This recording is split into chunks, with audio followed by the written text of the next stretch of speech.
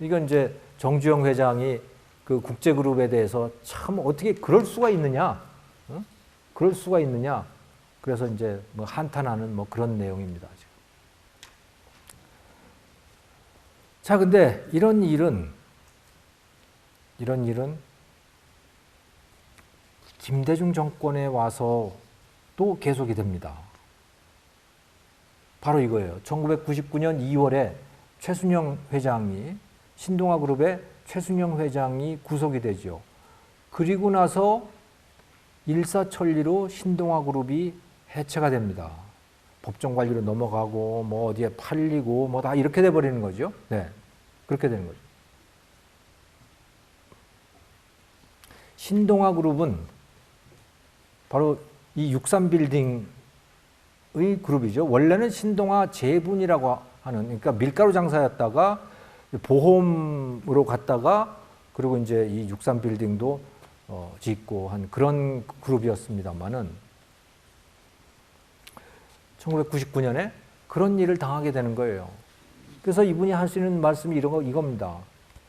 야, 내가 정말 잘못했어.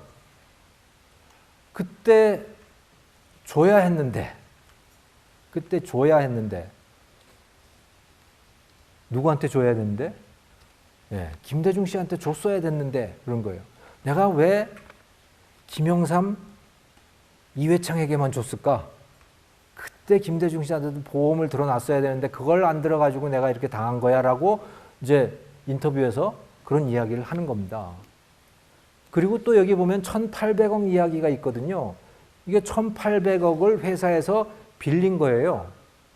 회사에서 계속 차용증을 써가지고 빌린 건데 저 1,800억 때문에 이게 횡령이 되거든요.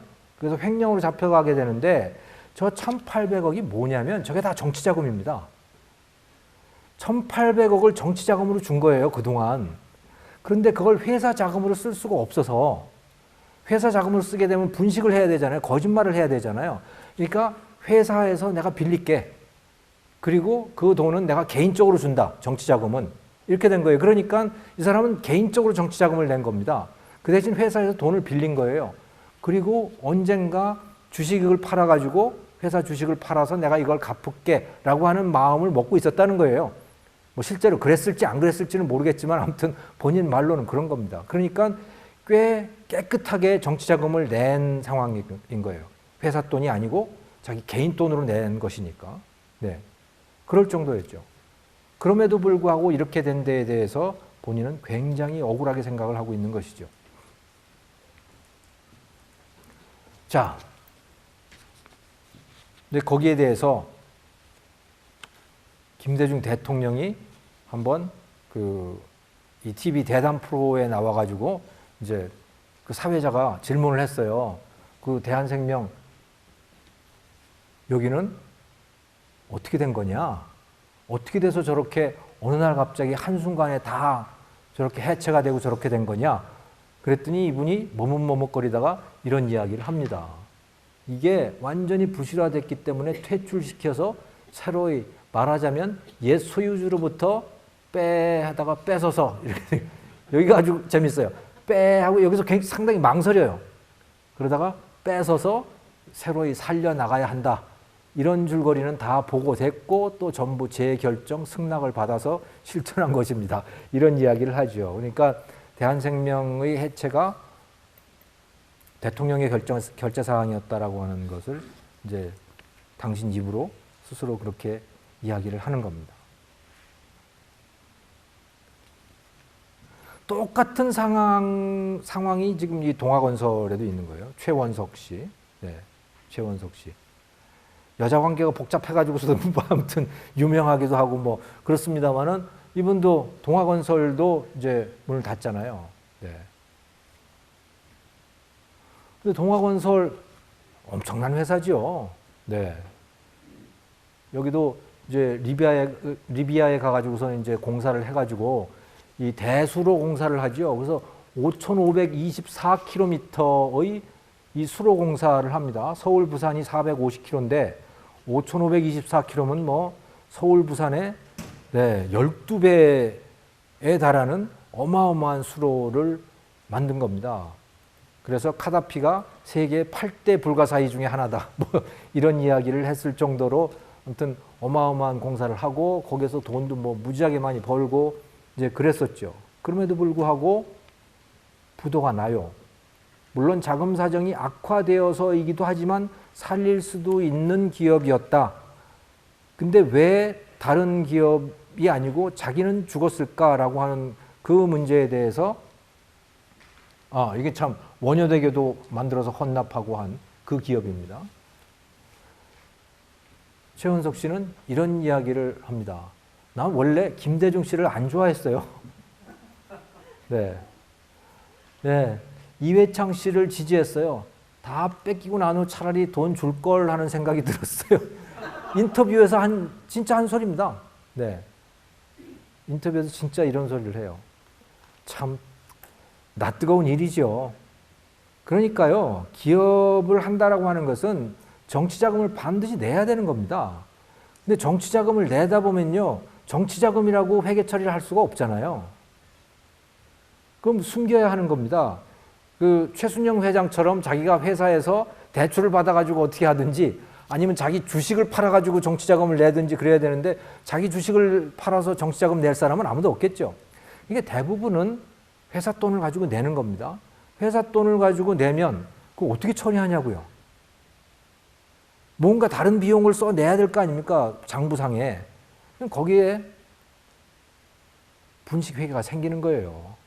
원천적으로 우리는 그런 문제들을 안고 있었던 것이죠. 이것은 대기업뿐만이 아니고 사실은 중소기업도 그렇고 우리 식당 하는 식당 주인들도 다 그랬죠. 명절 되면 뭐 구청이니 경찰서니 보건소니 뭐 다 와가지고 떡값 받아가고 뭐 다 그런 거 아니겠어요? 네, 그거 안 내면 장사 어떻게 하겠습니까? 아무튼 우리가 그런 시대를 살았고 지금도 사실은 그 잔재가 아직도 많이 남아있지요. 많이 깨끗해졌다고는 하지만 저는 완벽하게 깨끗해진 것 같지는 않아요.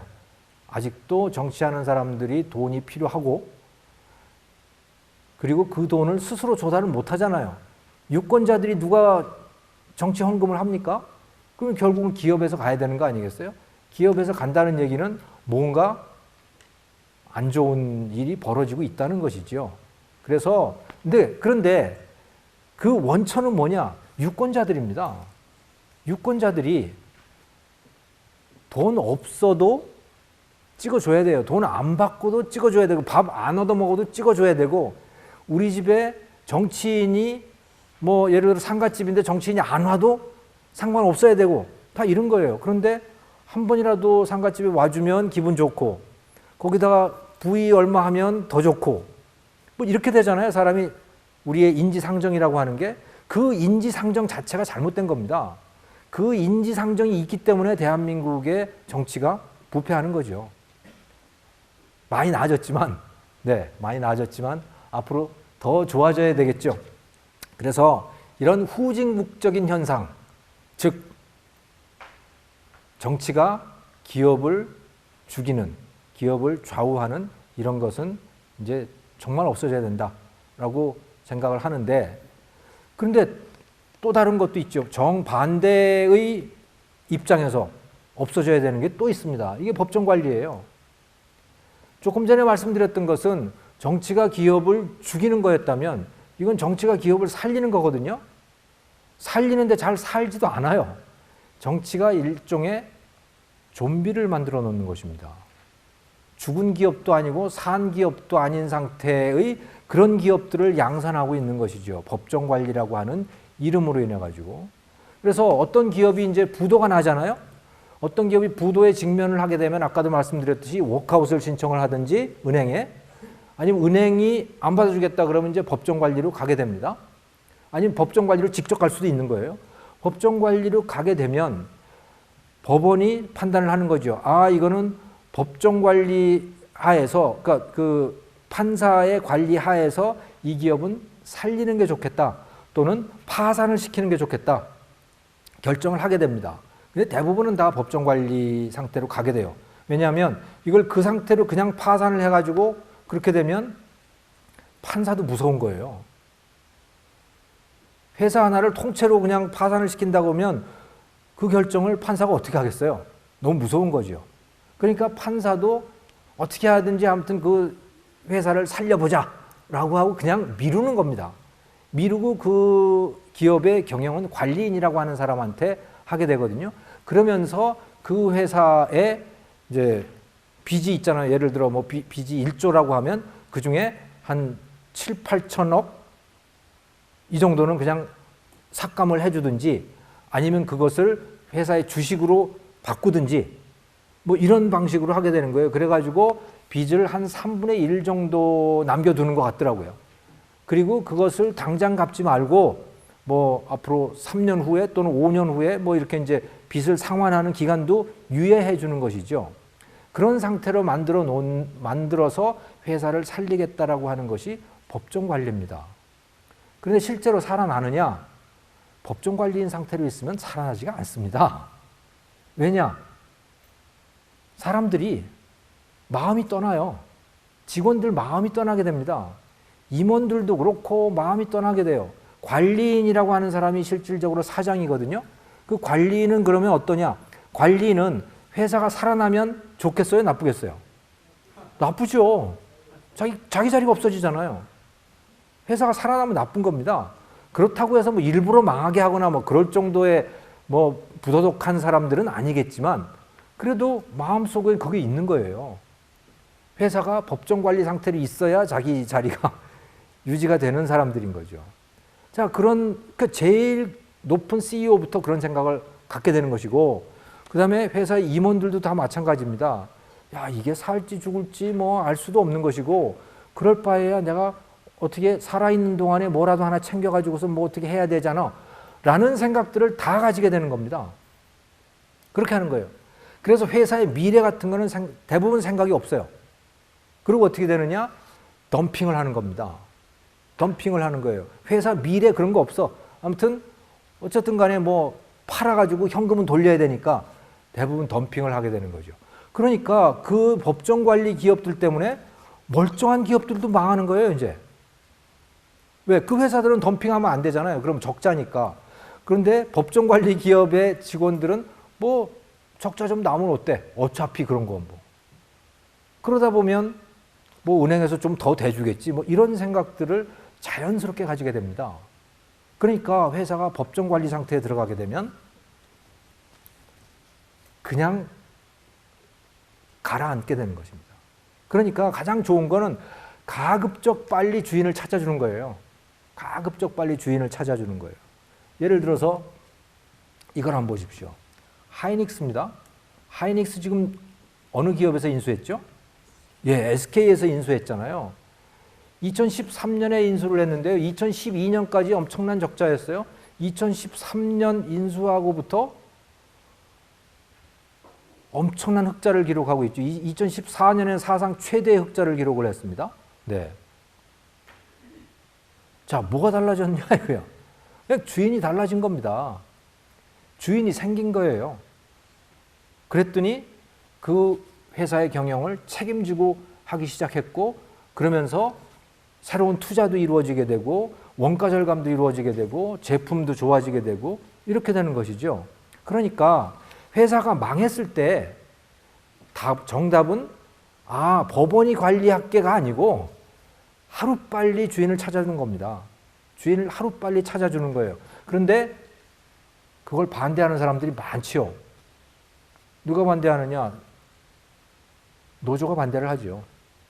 노조는 새 주인이 오는 걸 별로 원치 않아요. 왜? 잘못하면 구조조정이 일어날 것 같으니까. 그러니까 새 주인이 오는 걸 별로 원치 않고 현 상태를 그대로 유지하기를 원하는 경우가 많지요.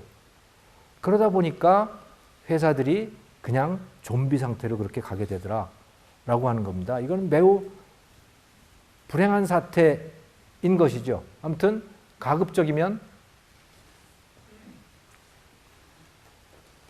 빨리 새 주인을 찾아주는 것이 그거는 그 기업으로도 좋고 국민 경제 전체로도 좋고 그렇다. 근데 다만 그게 노조의 이익과 충돌하는 측면이 있다.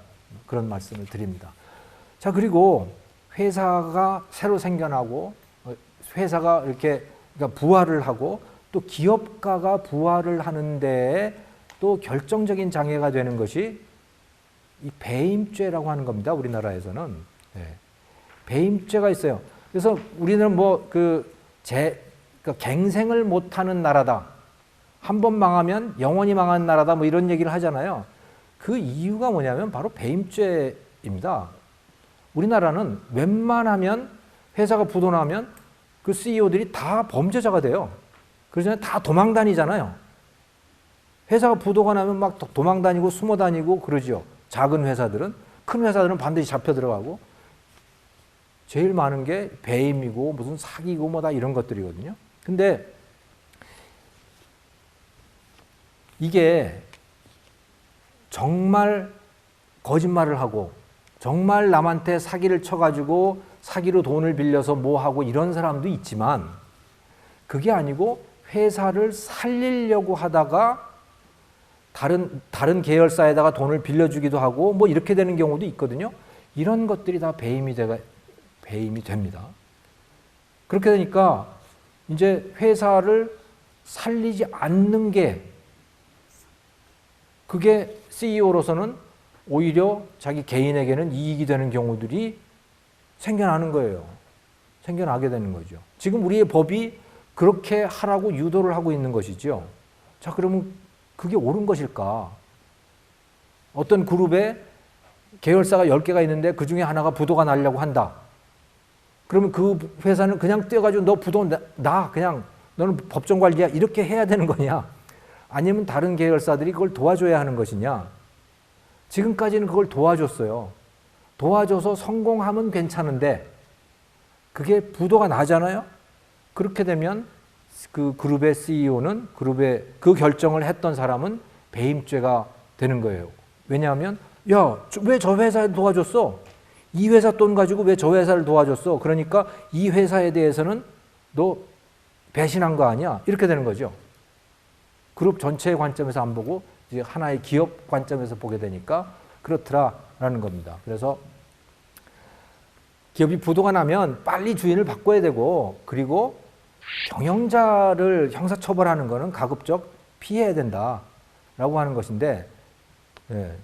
근데 요즘에 되어가는 모양새를 보면 좀 이상해요.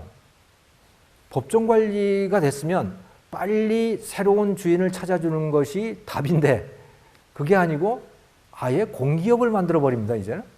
네. 이 KDB 대우증권이라고 하는 거 요즘 많이 보셨죠? 예. KDB 대우증권, KDB가 뭐죠? 산업은행입니다, 저게. 코리아 디벨롭먼트 뱅크거든요. 산업은행 공기업이잖아요. 공기업이 이제 증권회사를 운영을 하는 거예요.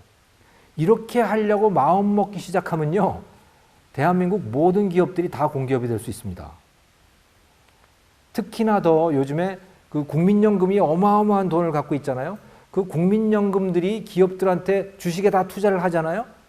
그 국민연금이 얼마든지 최대 주주가 될 수가 있어요. 삼성전자조차도 최대 주주가 될 수가 있습니다. 국민연금이. 그러면 야, 국민연금이 삼성전자를 운영해야 되나? 산업은행이 대우증권을 운영해야 되나? 하고 이제 똑같은 그런 일인 거죠. 그래서 이렇게 되면 기업가 정신이고 뭐고 다 없어지는 겁니다. 그래서 기업들이 아마 앞으로도 계속 망할 거예요. 앞으로도 계속 망할 건데 그 망했을 때 빨리 새로운 주인을 찾아주는 게 좋다. 그리고 가급적 공기업화 안 하는 게 좋다. 그리고 기업인들 형사처벌 안 하는 게 좋다. 물론 당연히 그 기업이 망했으니까 그 기업에 대해서 기업에 가지고 있던 그 재산들은 다 다른 데 팔려 나가는 것이죠. 그건 당연한 거지만 난 형사처벌은 가급적 하지 말아라. 그래야 그 사람이 다시 기업을 하지 않겠냐라고 하는 그런 이야기입니다. 자, 그래서 가급적으로 그러니까 늘 기업이라고 하는 건 망하는 것이니까 망했을 때 가급적 빨리 새살이 돋아나도록 그런 제도 또 그런 어떤 사회적 인식을 구축하는 것이 필요하겠다. 이제 그런 말씀입니다. 제 강의 여기까지고요. 오늘은 오늘은 좀 심각한 이야기였죠. 심각하고 우울하고 뭐 그런 이야기입니다. 근데 기업이라고 하는 게 사실 그런 측면을 분명히 갖고 있거든요. 대부분 다 망하기 때문에. 예. 자, 다음 시간에는 조금 더 나은 이야기들입니다.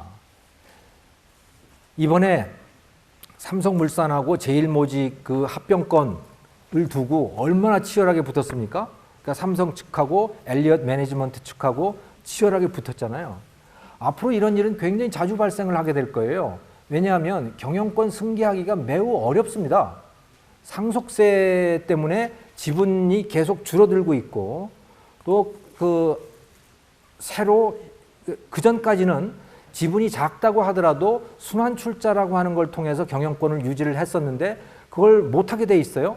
그러니까 앞으로는 경영권을 유지하기 위해서 새로 승계를 받는 사람들이 경영권을 유지하기 위해서는 합병이라든가 뭐 이런 것을 통해서 하게 될 가능성이 많은데 그렇게 하게 하면 분명히 지금과 같은 엘리엇이라든가 또는 국내의 다른 헤지펀드들도 있고 국내에도 사모펀드들이 있습니다.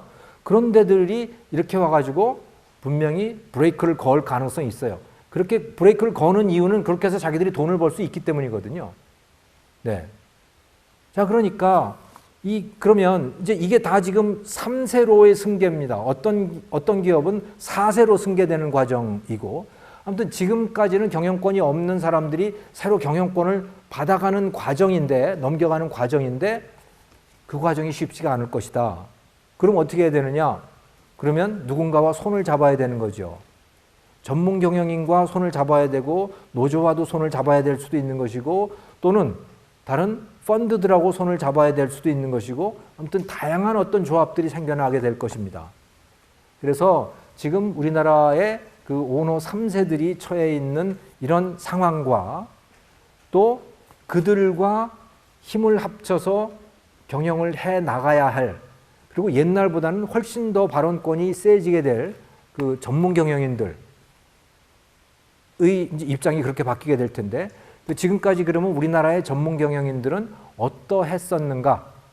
그래서 그 이야기를 하려고 하는 것이죠. 그래서 이재용 부회장 또 정의선 부회장 뭐 이 사람들 이야기를 비롯한 3세들 이야기와 또 우리나라의 대표 전문 경영인이라고 할 수 있는 SK의 손길승 지금은 고문이신 명예회장인가요? 아무튼 전경련 회장도 하고 그러셨던 이 SK의 손길승 회장과 또 저기 여러분들이 보시기에 오른쪽에서 두 번째 이명박 그렇습니다. 이명박 회장